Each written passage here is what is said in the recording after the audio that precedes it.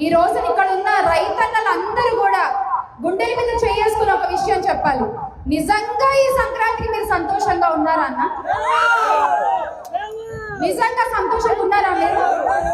గత 5 సంవత్సరాలు జగన్మోహన్ రెడ్డి గారు ముఖ్యమంత్రిగా ఉన్నప్పుడు ప్రతిరోజు సంక్రాంతిగా ఉండేది రైతన్న ఇళ్లలో.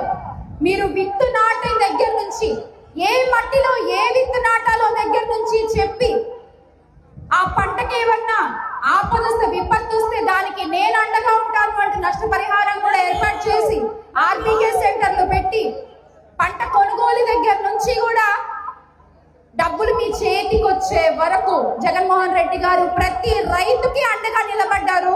ఆ విషయం మనం మర్చిపోకూడదు. కానీ ఈ రోజున కూటమి ప్రభుత్వంలో ఏం జరుగుతోంది?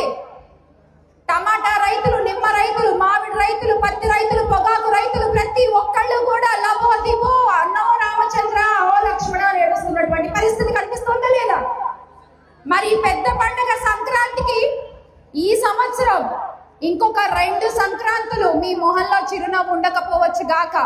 అన్న గుర్తు పెట్టుకోండి, ప్రతి సంక్రాంతికి మీ మొహం మీద చిరునవ్వు ఉండేలా జగన్మోహన్ రెడ్డి గారు చేస్తారు.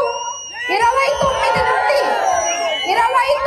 నుండి ప్రతి సంక్రాంతికి ప్రతి రైతన్న ఇంట్లో సంతోషం వెళ్లి విరిసేలా జగన్మోహన్ రెడ్డి గారు చేస్తారు అని మరొకసారి మీకు గుర్తు చేస్తూ, అందుకు మనం చేయాల్సింది 29లో ఇక్కడ మన చంద్రశేఖర్ అన్నని గెలిపించుకోవాలి.